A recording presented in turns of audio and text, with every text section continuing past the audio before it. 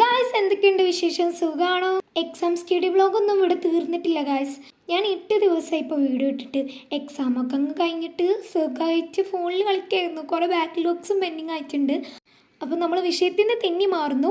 അപ്പോൾ ഇന്നത്തെ വീഡിയോ എന്ന് പറയുന്നത് ഫിസിക്സ് എക്സാം സ്റ്റഡി വ്ളോഗാണ്. ബയോളജി എക്സാം സ്റ്റഡി വ്ളോഗ് ഇട്ടിട്ട് അങ്ങ് മുങ്ങിയതായിരുന്നു ഞാൻ. മറ്റൊന്നും കൊണ്ടല്ല, മടി ആയതുകൊണ്ട് തന്നെയാണ്. ഷൂട്ട് ചെയ്ത് വെച്ചിട്ടുണ്ട് വ്ളോഗ്സൊക്കെ എക്സാമിൻ്റെ.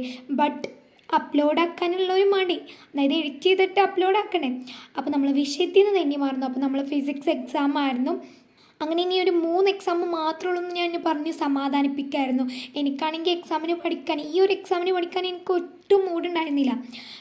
ഞാൻ എന്നോട് തന്നെ പറഞ്ഞു 3 ദിവസമേ ഉള്ളൂ, ഇങ്ങനെ തലയൊക്കെ വേദനിക്കുന്ന പോലെ ഉണ്ടായിരുന്നു. പിന്നെ എനിക്ക് എവിടേക്ക് എന്തൊക്കെയാണ് അറിയാമെന്നുള്ളൊരു കോൺഫിഡൻസ് ഉണ്ടായിരുന്നു. കാരണം എന്താണെന്ന് വെച്ചാൽ മിസ് ഡെറിവേഷൻസ് ഒക്കെ എടുത്തു കഴിഞ്ഞാൽ പിറ്റേ ദിവസം തന്നെ അത് ഞങ്ങളെ കൊണ്ട് എഴുതിപ്പിക്കും.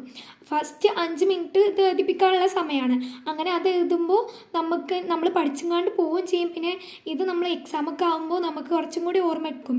ഡെറിവേഷൻ ആയതുകൊണ്ട് അത്രയ്ക്ക് അങ്ങ് ഓർമ്മയ്ക്കില്ല, എന്നാലും ഏകദേശമൊക്കെ അറിയുന്നുണ്ടാവില്ല. നമ്മൾ വീണ്ടും ഒരു തവണയൊക്കെ ജസ്റ്റ് റിവേഴ്സ് ചെയ്ത് എഴുതി നോക്കിയാൽ തന്നെ നമുക്ക് കിട്ടുന്നതാണ്. അപ്പോൾ ഇപ്പോൾ എക്സാംസൊക്കെ കഴിഞ്ഞ് ഭയങ്കര സുഖമായിട്ട് ഇരിക്കുകയാണ്. അപ്പോഴാണ് അടുത്തത് +1 റിസൾട്ട്. ജൂലൈ 15 വരികയാണല്ലോ. അപ്പോൾ ബുധനാഴ്ചയാണ് വരുന്നത്.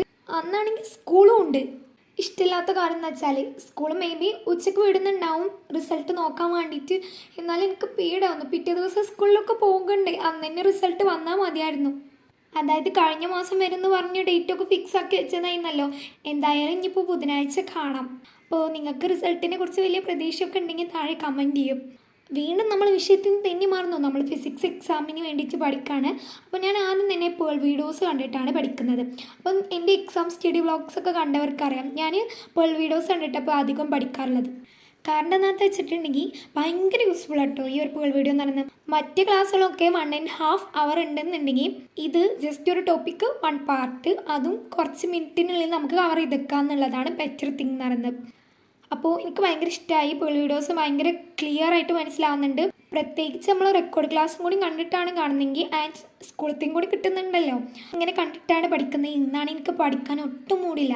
അതായത് ഈ ഒരു ഫിസിക്സ് എക്സാമിന് എനിക്ക് പഠിക്കാൻ മൂടില്ലാത്തതിന് ഒരു റീസൺ എന്ന് വെച്ചിട്ടുണ്ടെങ്കിൽ എവിടേക്കോ എന്തൊക്കെ അറിയാമെന്നുള്ളൊരു കോൺഫിഡൻസ് ആണ്. അത് 1 തിങ്. ആൻഡ് സെക്കൻഡ് തിങ് എന്ന് പറയുമ്പോൾ ഭയങ്കരമായിട്ട് തലവേദനയ്ക്കുണ്ടായിരുന്നു. പിന്നെ ഞാൻ കുറച്ചൊക്കെ പഠിച്ചിട്ട് അങ്ങ് കിടന്നുറങ്ങി. എന്നിട്ട് രാവിലെ എണിച്ചപ്പോൾ എനിക്ക് തലവേദനയ്ക്ക് തന്നെ. അപ്പം ഞാൻ സ്കൂളിൽ പോകണ്ടെന്നൊന്നും കരുതിയില്ല. പകരം ഞാൻ ഹാഫ് ഡേ ലീവ് എടുത്തു. അതായത് ആഫ്റ്റർനൂണാണ് ഞാൻ സ്കൂളിലൊക്കെ പോയിട്ടുണ്ടായിരുന്നത് സാറിൻ്റെ അടുത്ത് പറഞ്ഞിട്ട്. അങ്ങനെ ആഫ്റ്റർനൂൺ പോയി.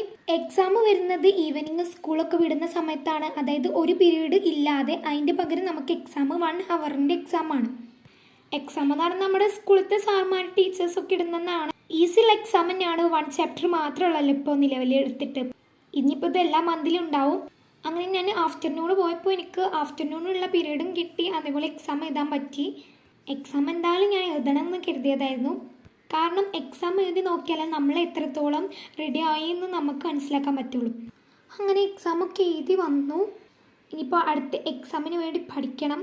അടുത്ത എക്സാം വന്നിട്ട് കെമിസ്ട്രി ആണ്. അത് കഴിഞ്ഞ് മാത്സും കൂടി കഴിഞ്ഞാൽ എക്സാം ഖത്തം ഒകയാ. അപ്പോൾ ഇത്ര ഉണ്ടായിരുന്നുള്ളൂ. So that's it for today.